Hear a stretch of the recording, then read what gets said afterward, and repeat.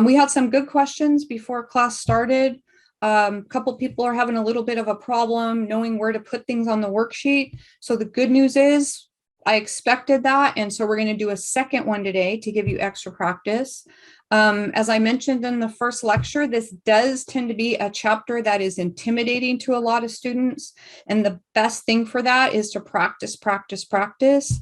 The SMART book, Learn Smart, whatever you want to call it, that also helps doing repetitive questions, but there's nothing like jumping in and getting your hands dirty and trying it. I would encourage you guys also to download a blank worksheet to do your homework on an actual piece of paper, if you can, or in Excel, either one, but to do the placements there first before you try opening up the Connect's funky boxes on where to put things. I just think it helps give you a clearer picture if you're doing it manually first or even on Excel, then rather than going in and trying to put in boxes. And some people, I think Anna might be one of them, get a little bit confused on the placement of certain items when you're looking at this big worksheet. So Anna has agreed, unless she changes her mind, she is struggling on a homework problem. And I asked her if near the end of class, she would mind sharing her screen. She said she didn't mind doing that. So anyone that wants to stick around and hang out and see a good example of where mistakes are likely to come up, will figure out the placement issue that she's experiencing. And if you guys experience them on your own, you know, once you get home and it's the weekend when most people try their homework, that's when you should take advantage of the tutors or me or the instructor tutorials. There's lots of help out there. And I guarantee that if you reach out, you will get the help that you're asking for. But we don't know unless you ask. Okay, so let me share my screen. Let's see what's ahead because we do have a lot of important things coming up. Let's see. Here's our syllabus. This is the first thing I look at for all of my classes each day. It helps keep me organized. Today we are doing the second half of chapter 5. You'll notice that there's only 2 problems that we'll be working on, and that's because this last worksheet is pretty labor intensive. It's going to be the second worksheet that we've completed from start to finish. And it's also going to help us do a few more of the accounting cycle steps, which is to formally journalize the adjustments in the journal, as well as prepare a formal set of financial statements. Now, you already know how to do that. We've done them in several other chapters. But it's always a good thing to review along the way. So that problem will take us most of the time. The first exercise here is going to expand upon the financial effects that errors can have on, or adjusting entries can have on the financial statements. I told you truthfully that I've watched the doctor actually shed some tears over adjustments that were wrong. He wound up paying out profit sharing bonuses on an overinflated profit because they had forgotten, the accountant went on maternity leave. They had forgotten to record some very significant adjustments having to do with prepaid accounts. And so that first exercise is going to be a good reminder of how if we screw one of these up, all 3 financial statements are affected. So we'll see that happen today. Okay. Then I always put an agenda up here for both of us. I want you to use it as a checkoff list before your exam. If you can go through and do each one of the things on the agenda and you familiarize yourself with the vocabulary, you should be in really good shape. So today you'll notice that the sole goal of today is we're going to practice again because that worksheet can be intimidating and because I know that it does cause a lot of confusion with students. The way we get around that is by practicing more and more, hopefully with me in class, but also outside on your homework and on extra problems. So we're going to spend the majority of our day getting our hands dirty today. And then you'll notice that we are also going to be preparing financial statements again. So I hope those are pretty well cemented in your head by now. Remember, there's 3 financial statements and you do need to do them in a specific order. You do the income statement first because the result of that is whether the company was profitable or not.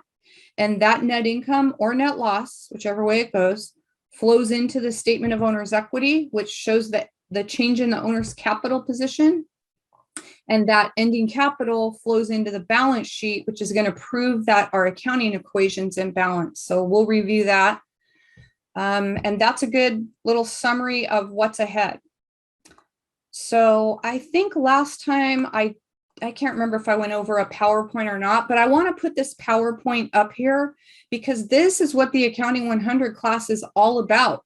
Do you know, or can you learn the accounting cycle for a small service business? So again, I'm going to ask you what step 4 is. I wouldn't do that. But I do expect you to know that you need to journalize first, and then you need to post to the ledger, and then you get a trial balance, and that's the starting point for our worksheet. These are all interconnected steps that we will finish by the end of chapter 6. So someplace in your notes, I mentioned last time, see if you can write down the steps of the accounting cycle. And we'll do that in chapter 6. There'll be a little test question, quiz question on could you order the steps if somebody gave them to you? Could you order them? And then we spent the vast majority of our time talking about this 10-column worksheet. And we said that the reason that it can become so intimidating is some students are like, man, I can barely get, a 2-column trial balance done. And now you're throwing 10 columns at me and it can be intimidating. So yesterday, or last time I saw you guys, the focus was on the 3 adjustments. We learned that there are certain accounts that are not accurate in our trial balance. Some of you have asked me about those even prior to this chapter. Somebody came into my office and said, I don't understand why we keep debiting the supplies account. We keep making our supplies go up. And she said, don't we use them up? I said, that's a great point. There's an adjusting entry coming up for supplies used up. That's a perfect example of someone thinking through the accounting maze here. Our second adjustment after supplies was for the prepaids. And we said, yes, things are prepaid. They have value to them. And I use the example of paying quite a bit for insurance. But as time goes by, the insurance is used up. And so the prepaid that's sitting on the book needs to be adjusted. That was the second adjustment that we looked at last time, and we did some exercises related to that. And then the third adjustment, and probably the most confusing for most students, is the asset to, or the adjusting entry to depreciate our fixed assets. Okay, what's a fixed asset? A fixed asset is an asset that's going to last us longer than a year. GAAP defines them as property, plant, and equipment. Sometimes you'll hear old accountants refer to PP&E, property, plant, and equipment. In fact, QuickBooks still uses the PP&E. That would be most of the big assets that you see sitting around you, except we don't depreciate land. Because as we talked about last time, land does not lose its usefulness. And I use the example, if a building were to burn down, or even the house that I'm sitting in would burn down, the land is still there. We would just build back up. So we depreciate long-lived assets, or long-lived, depending on who you speak to on how to pronounce it, long life assets that are used up over time. And we talked about the fact if we didn't depreciate our assets, I'd have this $3,000 computer sitting on my balance sheet 20 years from now, when it actually has no value at that point in time. So the other thing I wanted to show you is, and then we'll jump in and try one of these. The first thing you want to check, and Anna, for you too, we're going to look at your issue. First thing you want to check is that your trial balance equals, the debits have to equal the credits. The next step you want to check is that your adjustments equal, that the debits equal the credits. And then comes the next column where you're most likely to make a mistake. I think you guys might have even seen me transpose some numbers, which I'm famous for. The adjusted trial balance is going to be horizontal math going across. That's the place you're most likely to make an addition or a subtraction mistake. And when we jump in and do one today, you'll see me remind you, check, make sure your debits equal your credits. And then the last step on this worksheet will be taking each one of the numbers in the adjusted trial balance and dropping them in to either the income statement or the balance sheet. How do you know where to put them? The income statement is only revenues and expenses. Everything else by default is going to be dropped into the balance sheet column. And we said, yes, we know there's a third financial statement. We know there's a statement of owner's equity, but there's not a whole lot on it. And we didn't want to make this thing even more confusing by adding 2 more columns. So that's why it's left off. There is no column for the statement of owner's equity. By default, if it's not a revenue or expense, you're going to drop it on the balance sheet. And we'll take care of that when we do the formal financial statements. So let me stop for a second. I've been talking for a while. Any questions on what we've talked about so far? Yeah, these PowerPoints, are these in the module? They are. They're in the modules link. Go down to the chapter. And by the way, these are out of order. I purposely mixed some of these slides up, but they are in the modules link. Go to the chapter 5 and you'll see the PowerPoints. I did take some slides out of order. I moved them around because I wanted to talk about certain things, but they are there. Okay, thank you. Yep. Anybody else? And everything you guys see me use in class should be in the modules link. If you ever see something and you're not sure where it comes from, please let me know because I will definitely make it available. Okay, one more thing I want to cover. We have this weird account now that we learned about last time, this Contra Asset. And we use it to accumulate each month or each year, depending on how often they do it, all the depreciation on the asset. When we do the balance sheet today, if we do a set of financial statements, shoot, looking for my electronic pencil here. Here it is. When we do a balance sheet from here on out, GAAP is going to require that we show 3 things now. We haven't had to worry about that because we didn't know how to do depreciation up until this point.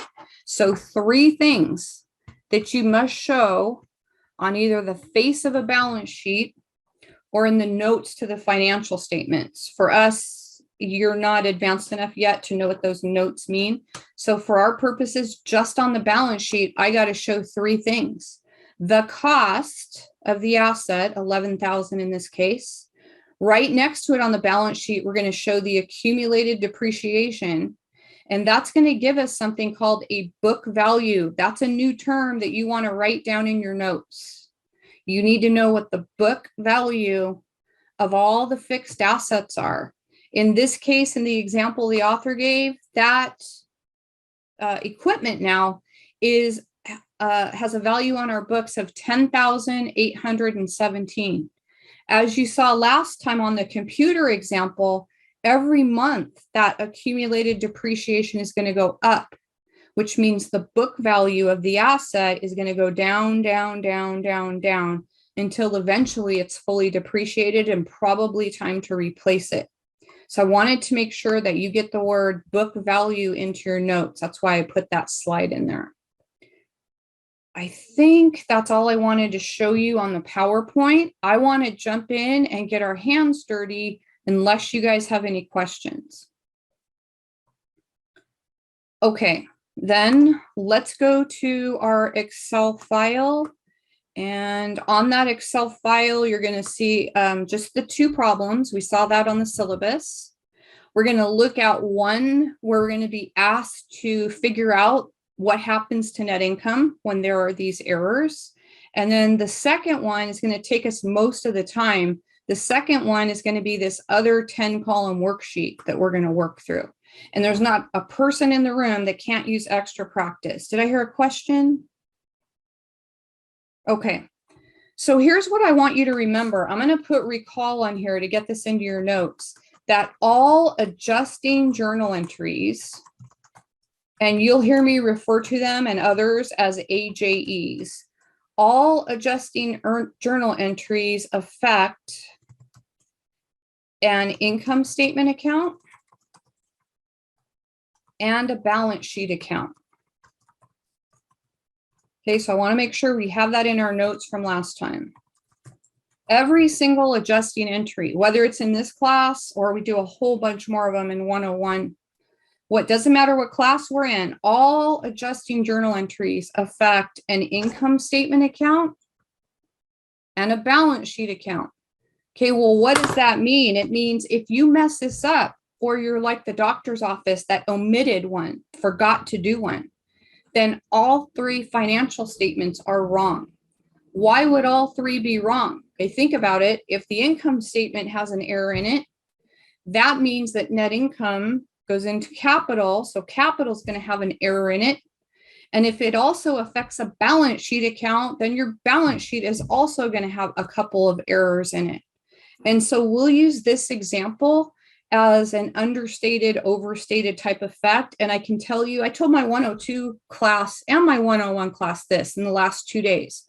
Still to this day, at the age of 57, I've lost count of how many classes I've taken. To this day, the effect of errors on financial statements still are the hardest ones for me to remember when it comes to taking tests. Sometimes we have to think backwards when we ask ourselves, what's the effect of the error? And I remember very clearly when I took the CPA exam, I don't remember how old I was, 17, 18, 19, 20. I think I was 20 years old, possibly 21, when I took the CPA exam. And I remember seeing a big, long question on effects of overstatements and understatements on 3 financial statements. And I just went, oh my gosh. But thankfully, I had trained my brain to work through writing out a couple of income statements and following a scenario from start to finish. You're going to see that happen here. So here's what it says. Assume that a firm reports net income of $135,000. Okay, I'm going to write that down.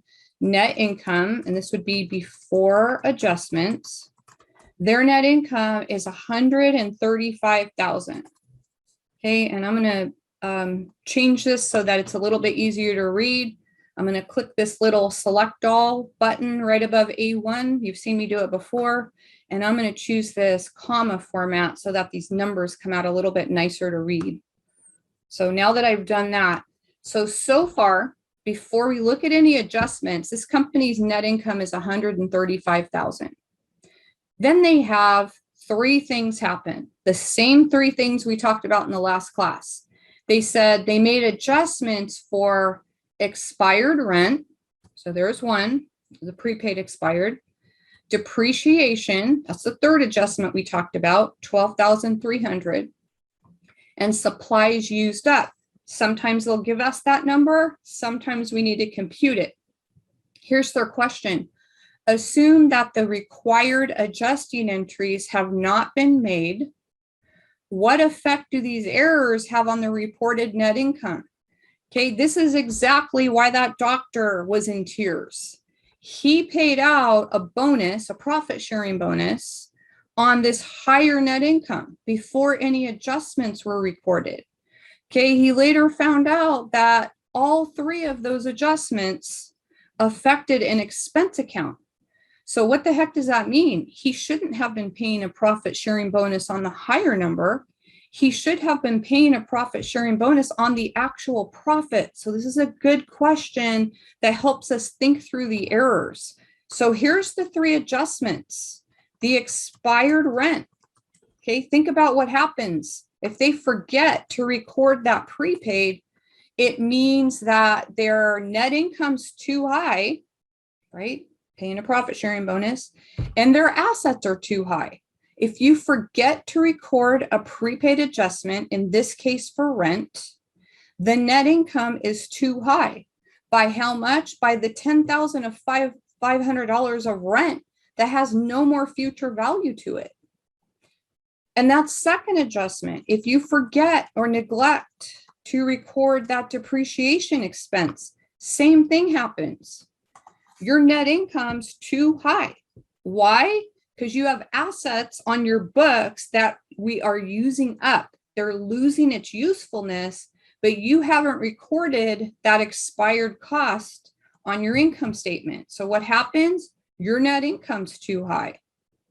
And the same thing with that supplies adjustment. The supplies used up. In this case, they used up $5,400 worth of supplies, but they forgot to put it, for some reason, they neglected to do the adjustment. So here's why the doctor was having a problem. His net income wasn't this $135,000. It was less all these adjustments. So if I sum those 3 up, Okay, and if I did that too fast, I'll go back. If you're new to Excel, equals SUM equals sum. Open the parentheses on your computer and then highlight the areas that you want to sum up. So I'm highlighting those 3 cells. They might be in different cells on your paper. Their income is overstated by $28,200. What their net income should be is not the $135,000, but $28,200 less than that. So here's why the doctor had a problem. He paid out bonuses on this number when he should have been paying out bonuses on the lower number. Okay, why all 3 of these adjustments affect an expense and an asset? All adjustments everywhere affect an income statement and balance sheet account. In this case, on this chapter, we're looking at deferred expenses. There's 3 expenses that should have been recorded that weren't. And the effect is their net income was overstated by $28,200. So let me put the effect in here. Net income was overstated by $28,200. Why? Because these 3 expenses were not recorded. Okay, think about the financial statements. These do make you think.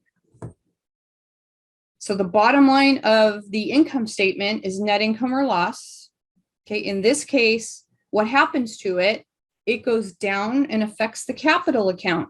So because net income was overstated, capital is also overstated. The 2 always go together. Net income and capital, they always flow the same way. So capital was also overstated. If you wanted to find the amount, you can by $28,200. Okay, so now let's think of our accounting equation. What would happen on the balance sheet? Okay, well, I'm going to write it out. Assets equals liabilities plus equity. So where's the errors, right? These are prepaids. These are all assets. The prepaid's overstated. The asset is overstated and the supplies are overstated. So the assets are also overstated. Okay, the liabilities are not affected. Okay, so no liabilities, because in all the adjustments we've been doing, you haven't seen any liabilities. And we just mentioned that under the equity umbrella, we said capital would be overstated.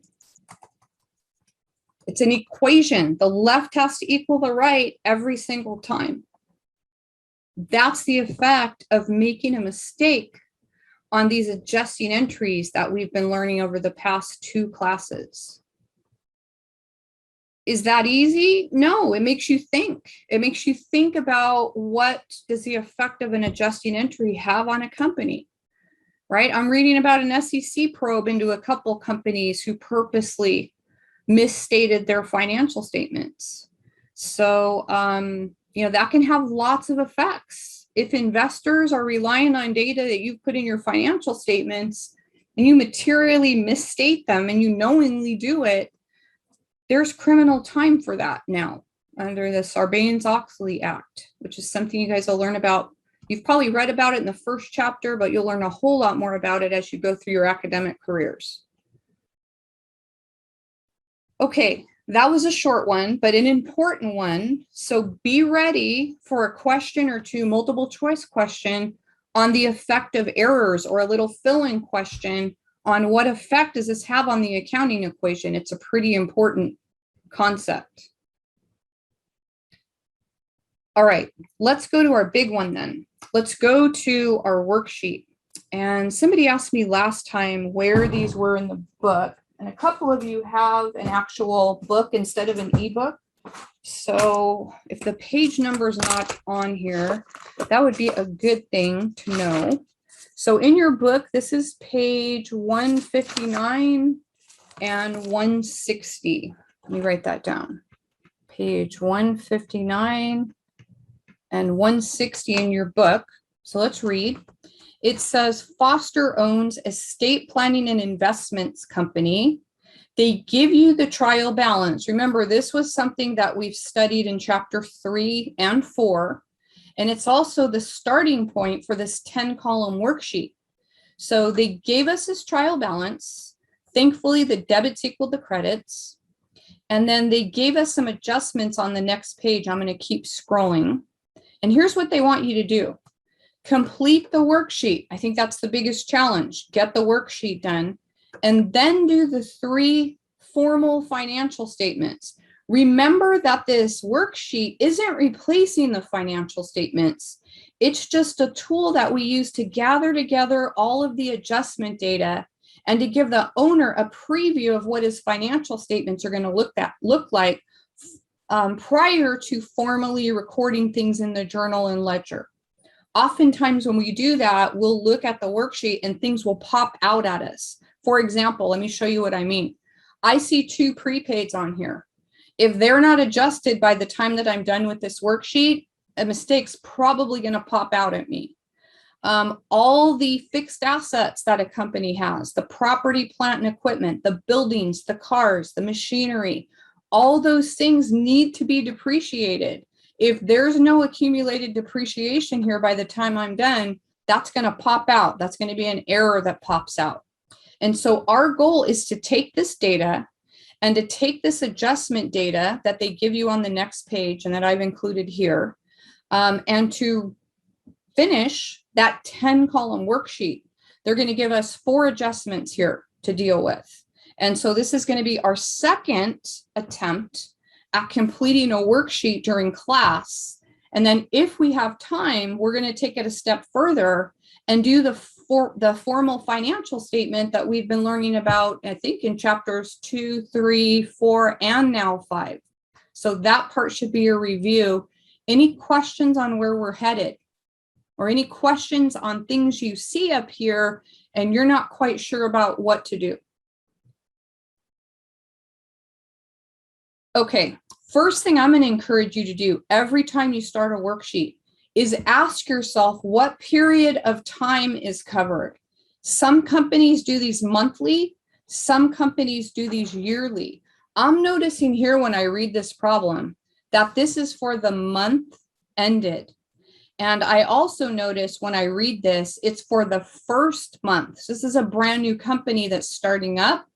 Looks like they do estate planning services. And so our goal is now to take this worksheet and use it as a tool to complete the worksheet. Okay, so what I did before you guys came into class, I snipped the adjustment data down here and I moved it over so I wouldn't drive you guys crazy putting my screen back and forth. If you don't know how to do that, here's the icon for this little snip tool. And if you don't have it, you can just put snip in the search box and it'll pull it up for you. But I snipped just this section here and put it at the top of the worksheet right before class started. So I didn't have to go back and forth and keep referring to the data. So this is a little bit different than what you see on yours. Just like I did last time, do you see how if I move over to the far right-hand columns, I lose these accounts? So I'm going to freeze this just like I froze it last time. I'm going to get about half the accounts up there or so. And I'm going to go right here to cell E10 and I'm going to freeze the titles so that when I move over to the right, I won't lose my accounts. You guys can do this with me if you want to. Let me silence this thing that's buzzing. Okay, so I'm going to go to View and Freeze Panes. View, Freeze Panes. And what happens now that I've frozen them, see when I move over, the accounts are still there. Okay, so that's what we're going to do. Letter A. And remember, I told you this author is going to go back and forth, especially on the supplies. Sometimes he's going to tell you how much has been used up, and sometimes he's going to make you figure it out. So we got to read these carefully. I'm reading letter A. It says the supplies were purchased on June 1st and here's a word, the inventory of supplies. Inventory means what's left. We are concerned about how much has been used up. So my eyes right now are going to be focused on the supplies account. I'm going to make it a different color so it stands out. And I need to make the adjustment for how much of the supplies were used up. So I'm going to go off here to the right, just do a little calculation. I'll call this the supplies adjustment, if I can spell it right. And I'm going to put in the trial balance now. Looking at our trial balance, we have 30,400. And the amount on hand right now, they just told us was 12,000. So that must mean that we've used up the difference. And I'll calculate the difference to be 18,400 is what I got as the difference. Okay, what does that mean? If we've used up supplies, our supplies have gone down by 18,400, and we got to record that expense. Remember, all of these adjustments affect an expense. So where do I go? I'm going to go to the skinny column, and I'm going to put in letter J.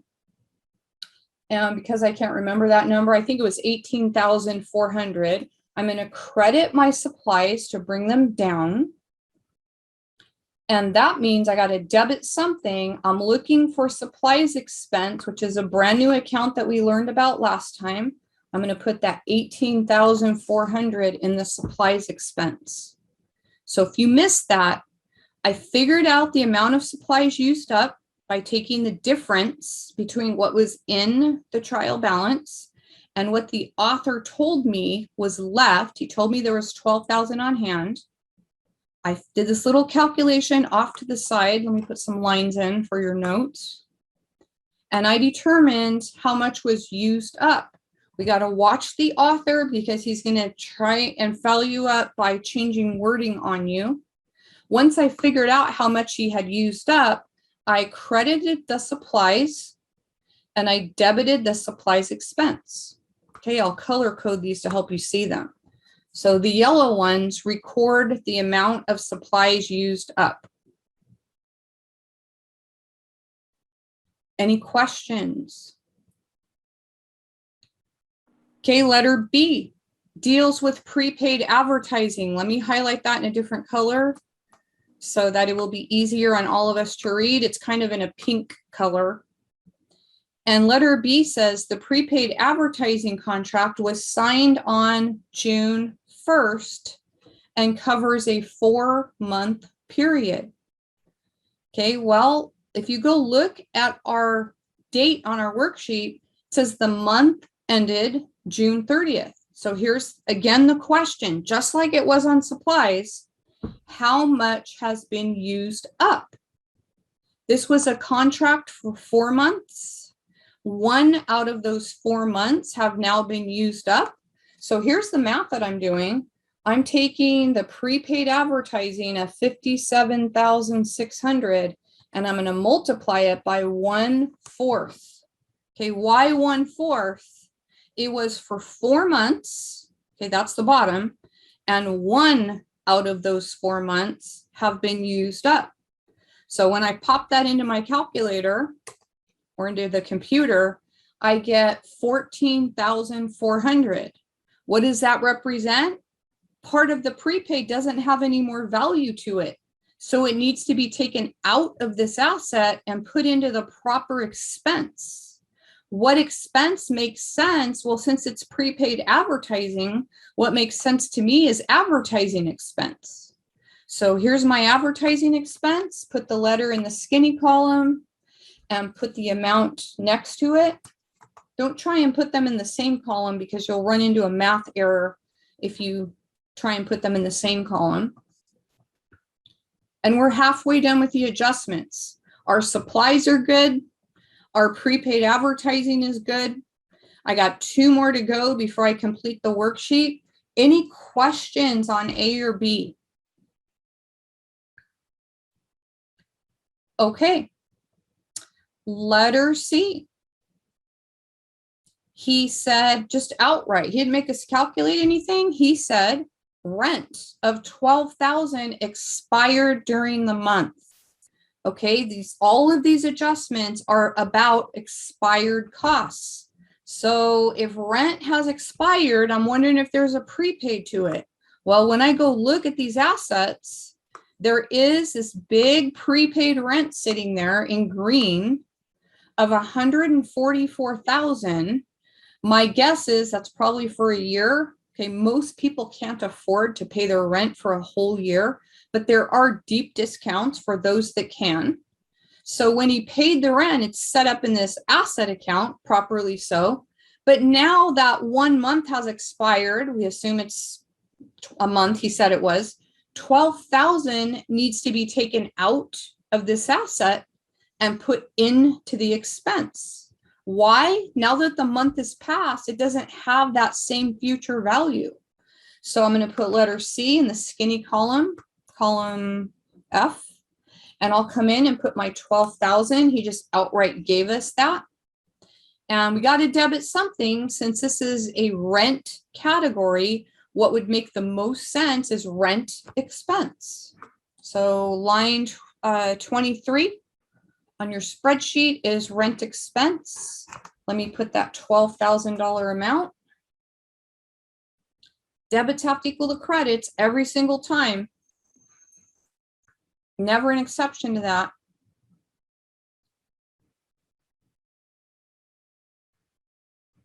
And not hearing any questions, I'll go to letter D. Letter D is the one that most often is messed up by students, okay, and teachers sometimes too. Remember in class, I said there's about 20 different ways to calculate depreciation. You guys are responsible for one in Accounting 100. It's called straight line. I'm going to calculate it with you. When you get to Accounting 101, you're going to learn 4 methods. Okay, so we're going to depreciate this asset. So before I even read any more about it, I'm going to the trial balance, and I see that they only have this one fixed asset or asset that's going to last longer than a year.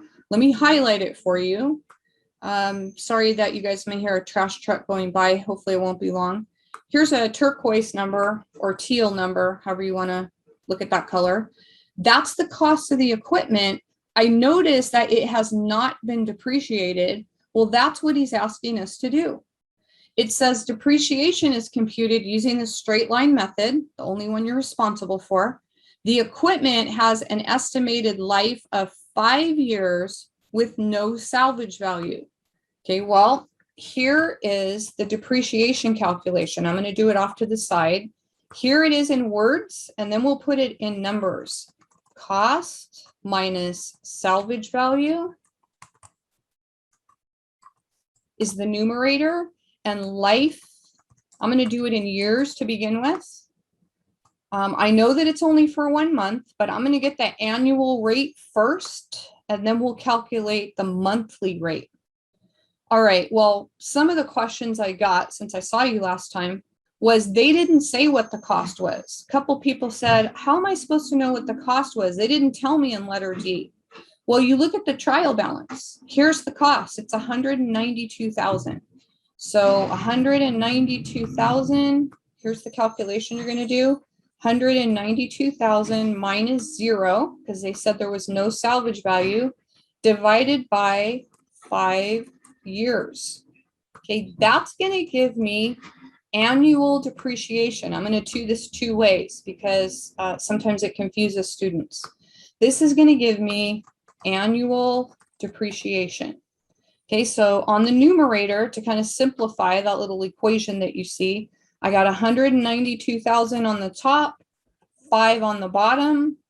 When I pop that into my calculator, I'll get annual depreciation. You guys can either do it on the computer or on your calculator. Here's what I get per year. But notice that our worksheet did not say for the year ended.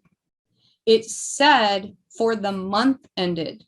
So I'm going to take a 1/12 of that because there are 12 months in a year. And when I do that, I'll get my monthly rate per month. And since this worksheet happened to be for 1 month's worth of time, let me do that on my calculator. 38,400 divided by 12 or times 1/12, you'll get the same answer no matter how you do it, is 3,200. There's the depreciation that I want to record on that fixed asset. Now, the alternative way to do that, I'm going to show that also, is cost minus salvage value on the top. That's not changing. What's changing under the alternative method is you can put your life in months here. Okay, well, how would you do that? 5 years would be 60 months, right? Because there's 12 months in a year. So 5 years would be 60 months. If you wanted to just get a monthly rate right off the bat, you could do this, the life in months, and you would still come up with 3,200 per month. So I'm going to record that, but I want to hear first if there's anybody that has any questions. This is also heavily missed on homework. So if there doesn't say anything about salvage value, just assume it's 0? Yes. Okay. Yes. Now, most equipment, like our cars also, most of our cars, we can sell it for something. Even if our car is a piece of junk. I've heard people say, well, my car is a piece of junk. No, it always has some kind of a salvage value. So I think the author is being nice by not providing one. We should get used to doing calculations with the salvage value. But if they neglect it or they don't mention it, then you can only assume that it's 0. This one said no salvage value, so we didn't have to guess. Miss, for the, this is also for the, like, is salvage the only term that is associated with it, or is there other terms that we have to look out for where we have to find this depreciation value? That's a really good question, really good question. And learning vocabulary is also a good way to ask questions to learn. So the other word that I hear often out there is residual value. Let me put that on the screen so we can get it into our notes. Residual value. The other wording that I've heard of is we think we can sell it for X at the end of its life. We think that we can get $1,000 for our car at the end of its life. They're describing salvage value or residual value, but they might not come out and use those words. So that's a really good question, Joel. Anybody else? Let's go. Go ahead. Dr. Johnson? Yes. Amber asked who/how is salvage value determined? Oh, really good question. History, sometimes blue book values, past blue book values, where you can go up and you can see that a certain car holds its value more than another. It would have to be given by someone that's familiar with the equipment or whatever it is that's being depreciated. There are also, just so you know, IRS guidelines that we can use if we have no idea what the life should be. And that's a really good question that Amber asked, because I may keep, as a business, I do keep my cars for a long time. I'm not one of these people that has to have a new car every year. So whereas I may have a life of 5 years or 3 years on my car, mine's actually more like 7, right? Somebody else, like a delivery truck, Amazon, they may replace their trucks every 2 to 3 years. And so there is some leeway there. And again, you ask the customer what they do, and you can go back historically wise and see what they do.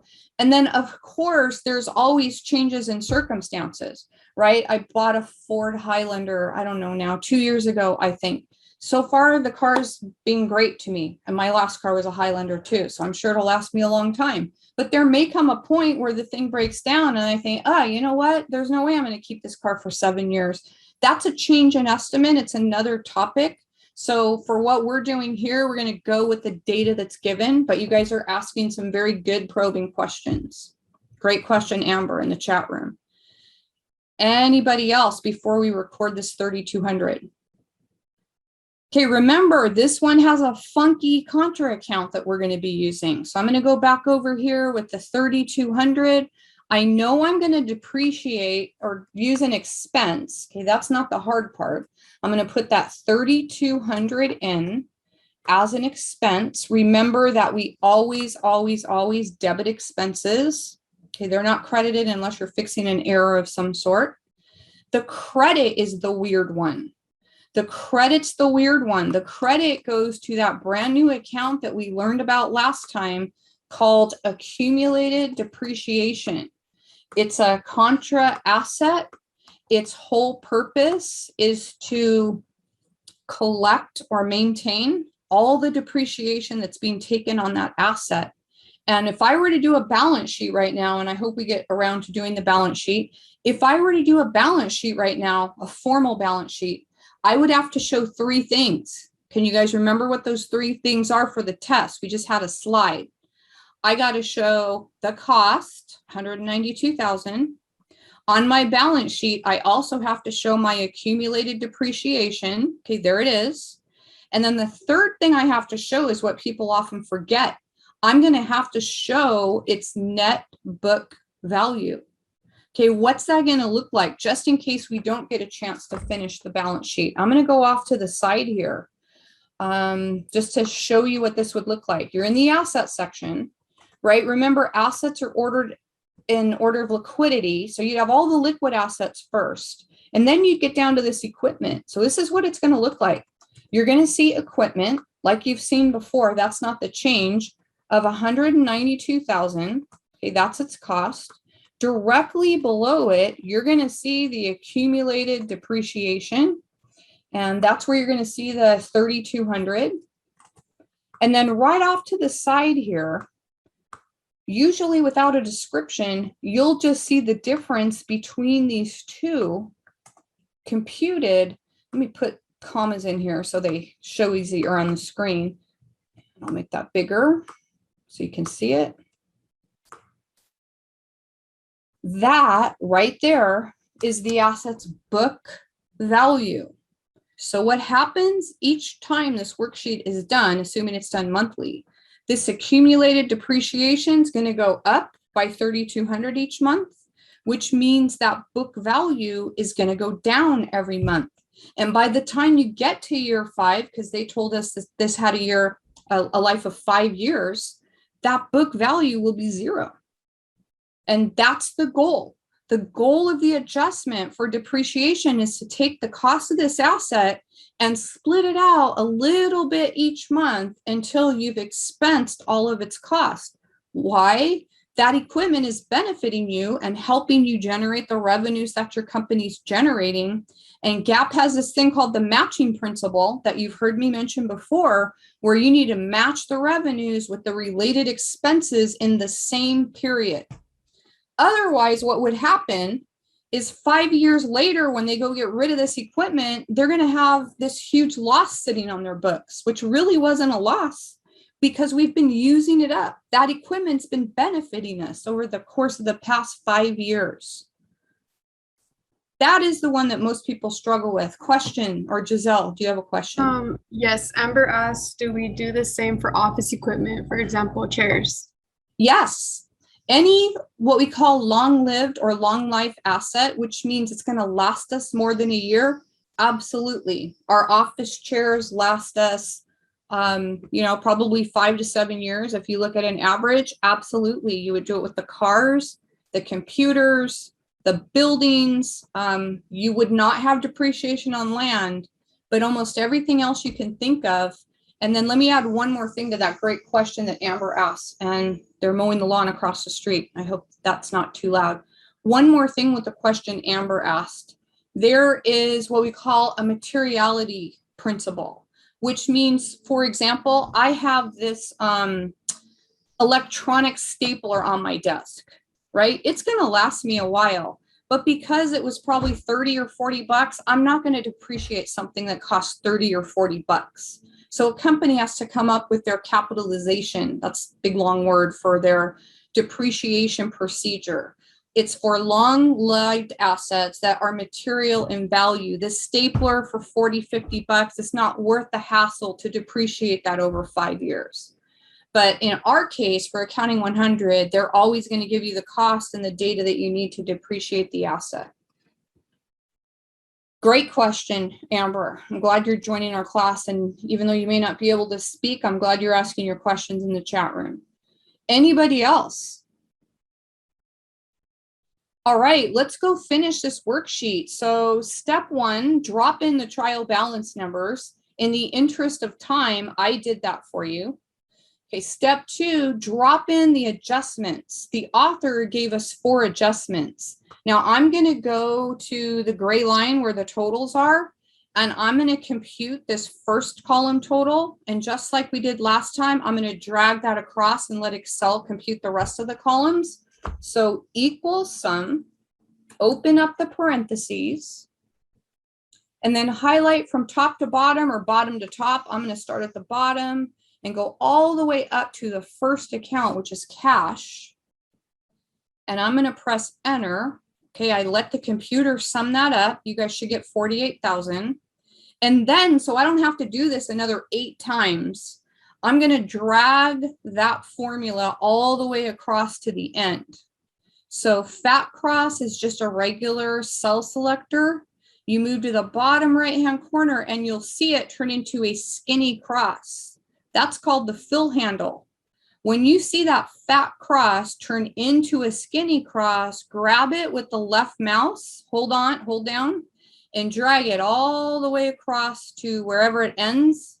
And your pictures are in my way, so I'm going to guess that it ends there. And next, you want to double check that the debits equal the credits on that adjustment column that we just filled in.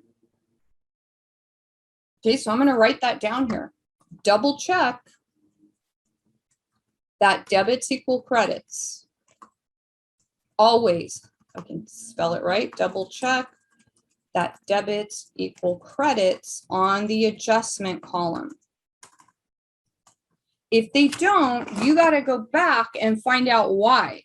So I never mind getting emails from you guys ever, but to save yourself the hassle of having to write an email, go through each one of these 4, especially if you have a printout of it, and check them off. Just make sure that your debit matches your credit on each one.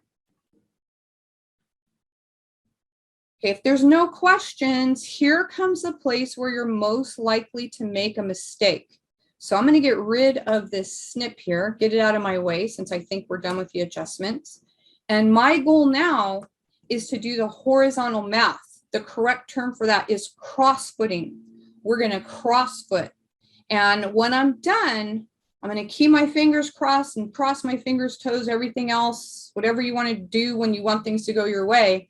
My debits, when I get down to the bottom, the total of my debits better equal my credits. Okay, so cash did not have an adjustment in it. Bring over the number. And accounts receivable did not have an adjustment in it. Bring over the number. Now be careful, because the next 3 line items had adjustments. These are all assets. Debits would have made the asset go down. Debits would have made the asset go up. Credits make the assets go down. So we're going to subtract. So 30,400, I'm going to click and let the computer do it for me, minus 18,400. I'm just clicking to make sure I don't make another transposition error, is 12,000. Okay, does that match what that adjustment said I should have? Yes, it said there's $12,000 of supplies on hand. Bingo, I know I got that one right.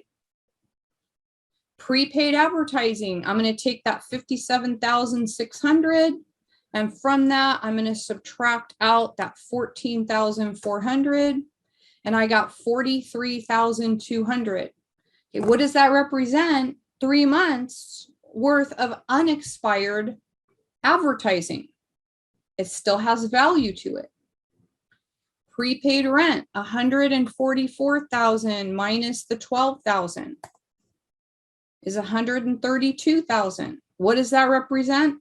The other 11 months worth of rent that hasn't been used up, that has value to it. Every month I'm going to be recording that adjustment. Okay, equipment. We cannot lose the equipment's cost. It's necessary for tax reasons. It's necessary to compute gains and losses later. So that's why the 192,000 is still there. We didn't change it.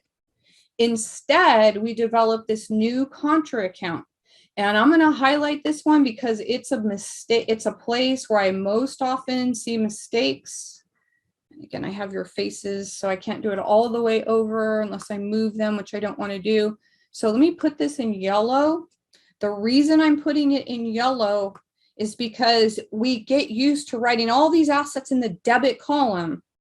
And then all of a sudden we move over to the credit column. A lot of people miss that. So 3,200 is the only asset you'll see with a credit balance. That's because it's a weird one. It's a contra asset balance. My goal here is to do every single line and then to foot these columns and hope that the debits equal the credits. If they don't, I've messed up or you've messed up someplace. Okay, accounts payable, there was no change. I'm just going to bring over the number.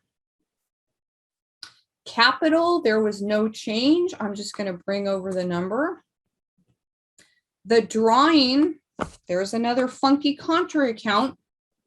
Right? Don't forget that drawing is a contra equity. It normally has a debit balance. So that's another place that you're very likely to make a mistake. So it has a debit balance of 16,000. It didn't change, so I'm going to drop it in. Okay, these are listed in chart of account order. I'm done with my assets. I'm done with my liabilities. I'm done with my regular equity accounts. So now that brings me to the revenues and expenses. So I'm still in the adjusted trial balance column and I'm going to equals, I'll get that fees income. It didn't change. Now you got to be careful because a lot of these expenses got increased during the adjustment process. Advertising expense started at 0 and went up. So now we're looking at 14.4. Depreciation expense, this was a brand new company. The asset had never been depreciated, and now we have 3,200 of depreciation expense for the month. Our rent, brand new company, we had prepaid the rent. We just increased that by 12,000. Our salaries expense didn't change, so I'm going to carry it over. My supplies expense was 0 because they've been just debiting the heck out of supplies. But when they took an inventory, they figured out they had used some of their supplies up to the tune of 18,400. So 0 plus 18,400 is 18,400. And my utilities expense didn't change. Okay, now here's the moment of truth. Does the debits equal the credits? Well, we went ahead and pulled our formula over earlier, and we can see that the debits do equal the credits. So we're good to go. That's the first 6 columns of this 10-column worksheet. Does anybody have any questions? Remember, Giselle and Sandra are posting the file. So if you just want to listen to the lecture, sometimes people have to come in live and then they may have to listen to the lecture again on a harder chapter. That's good practice too. Remember, there are blank worksheets in the forms page at the very top. I think in the introductory module or right below it, if you want to write all of these out on a piece of paper, that's why I put the forms there. So our very last step now is to take every number in the adjusted trial balance, and it's going to go into the income statement or the balance sheet, but never both, right? So it has to go one place or the other. Remember what we said, the only thing that's going to go on the income statement are revenues and expenses. That means by default, everything else is going to show up in these balance sheet columns. So just like I did last time, I'm going to use color to help you see, to help your eyes visually see this. So I'm going to start off with the income statement because as an owner, I always like to know right off the bat, am I profitable or not? So I'm looking for my first line item. Remember, we start up here at the top, and I'm looking down this chart of accounts, and here's the revenues and expenses. I'm going to put them in one color. Pick a color, doesn't matter really. I'm going to pick blue here. Those blue numbers are going to be placed here on the income statement. And just like a company, when I'm running my company, I'm hoping my revenues don't equal my expenses. I'm not going to expect the revenues to equal the expenses. The difference I'm hoping is going to be a profit. I'm hoping my revenues are a lot higher than my expenses. But let's go ahead and pop those in after I put the rest of the color. By default, everything else that's not a revenue or expense, I'm in the middle of a formula here. Let me get out of this. There we go. By default, everything else, I'll put this in pink, is going to go in the balance sheet columns. So to make it a little easier on the eye, I'm using color to help you with the placement.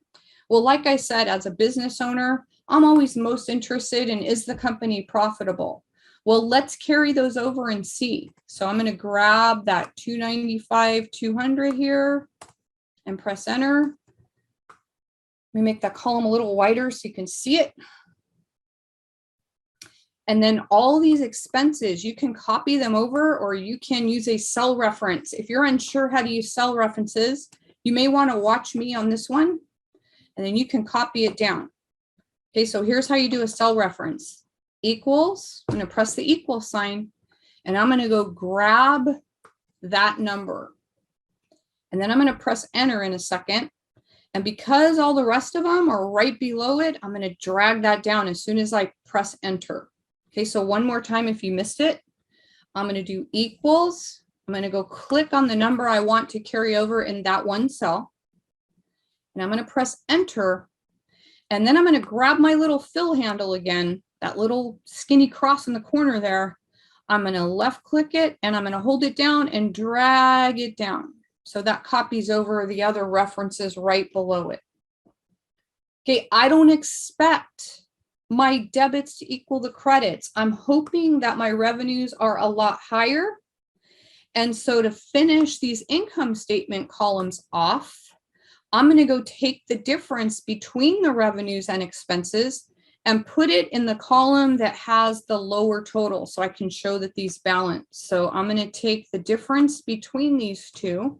They're sitting side by side. That is my net income. Okay, not bad for a brand new company after 1 month.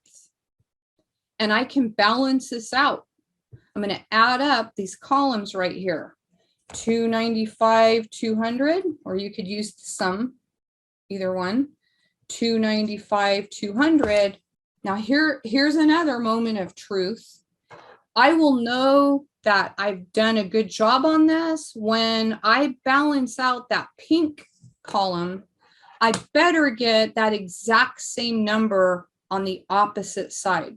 I'll prove it to you in a minute, but on a worksheet, those two numbers balance out both the income statement and the balance sheet. And if you're wondering, well, what's the logic behind that? It's because if a company's been profitable, it's going to bring their equity up. And so that's why that's going to be over there on the credit side. So I haven't filled it out yet, haven't finished this up. I haven't done the pink side yet. But if I do this correctly, those two yellow lines there have to balance each other out. If it's a net income, like in this case, they'll be on the outsides of the column. If there were a net loss, they would be here on the insides of the column. So questions on the blue income statement data? All right, let's go finish this off. We're looking at the balance sheet now, and you can do the same thing with the fills, or you can individually do them. I think I'm going to grab the first one, just like I did before, and I think I'll use the fill handle and drag this down. Those numeric signs, those number signs, mean that your column's not wide enough. So let me make that column a little bit bigger to show it. And then I got to do the same thing with these three credit balances. So I'm going to go grab one and drag it down. You can copy them over, you can write them in, you'll get the same exact thing happen. Okay, grab that fill handle and drag it. There we go. Let me widen that column a little bit, or you guys could take the zeros off too. That would do it also. And here comes the moment of truth. When I scroll down there and I look at these totals, the difference between the two columns have to match what I have over here. Let's see if it worked. Let me take this number less the number next to it. I come up with exactly the same amount. They have to balance. And so I'm going to finish off these columns by totaling them up. 498, 400, 498, 400, or you can use the sum feature. Remember that accounting cycle. This is one of the steps in the accounting cycle. Okay, so let me kind of back up for a second. We are learning how to do the transactions of a small service-oriented business from start to finish. Back in the first couple of chapters, we analyzed the transactions. First, we used columnar totals, then we moved to debits and credits. We thought about the effect on the accounting equation, and we learned how to record the transactions. The only way you get transactions into the accounting books is through the journalizing process. That was the next step. We journalized. The journal creates a great economic diary and a great history of what happened to the company economically, but it had a problem. And the problem was it didn't total things up for us. And so we learned that the next step was we had to post to the general ledger. And whenever you post numbers and you're updating accounts, you got to make sure that the debits equal the credits. So the step after that was to do a trial balance. That was the starting point for our worksheet. And so if we go back and we follow the accounting cycle, it's great that we've pulled together these 4 adjustments in this case. And we can give the owner a preview of his financial statements. We can tell him or her that, hey, Sam, you had a great month. You made $211,600 and your balance sheet's looking pretty strong, right? The only way to get these actual adjustments into the system is now to journalize these transactions. So the next step would be for you to do actual journal entries. We worked on that in class last time. Let me show you an example of what I mean. That first adjustment where we had recorded the supplies expense, you'd have to formally journalize that. Let me write in the adjustment for just for that one so you can see what I'm talking about. And then I'll answer any questions. We would write the word adjusting in. And then if we were journalizing, we would date this. All these entries would be June 30th because it said this is for the month ended. And just giving you the example of supplies, we would debit supplies expense and we would credit supplies. And you might be saying to yourself, geez, I thought we just did that on the worksheet. We did. That worksheet is an internal tool used to pull together all the transactions for a company. It doesn't replace the journalizing process. So the next step in that accounting cycle is to journalize the adjusting entries.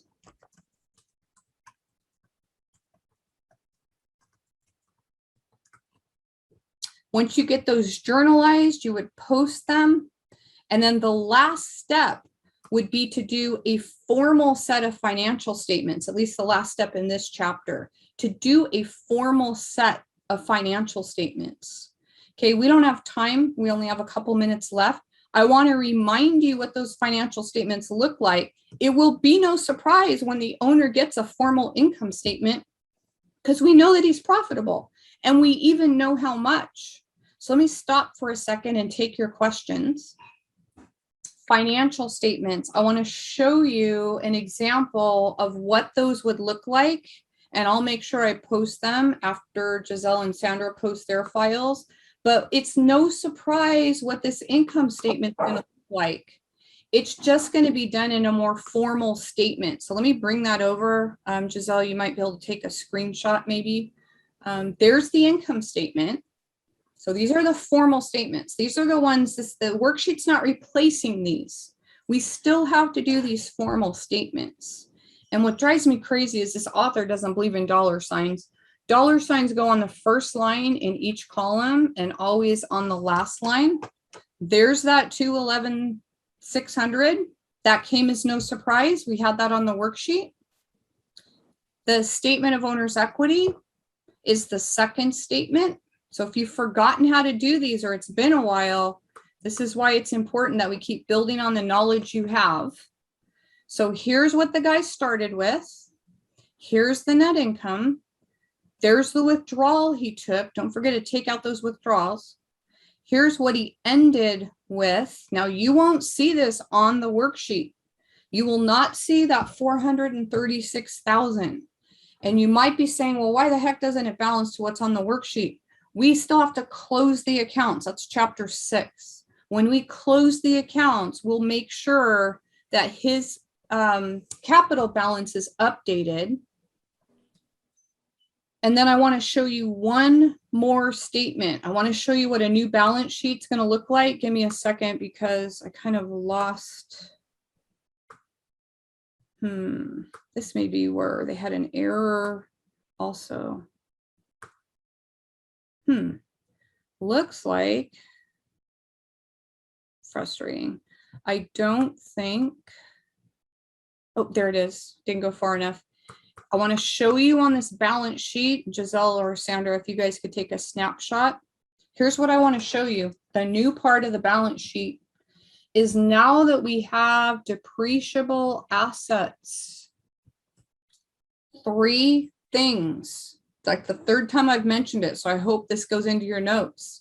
For all long-lived or long-lived assets, we need to show 3 things. The cost of the asset, the accumulated depreciation, and the book value. And as always, the reason that we do this balance sheet last is because we needed this ending capital. Remember where this came from. This came from the statement of owner's equity right before it. And our goal is still to show that the left-hand side of the equation, that the assets here, equals the liabilities and equity. Hard to see with my arrows there. Kind of cut it off. Okay, so I'll make sure I post those if Giselle or Sandra, if they can't get them into their file, I'll make sure I post those behind them. That is chapter 5, one of the more challenging chapters. So don't feel bad if you don't get it the first time, and don't be afraid to reach out for help to your tutors. And those of you that need to leave can definitely leave. Anna, if you're still willing to share your screen and show me the homework you were missing, that would be awesome. And if you don't feel comfortable doing that in front of the class, we can go to my office.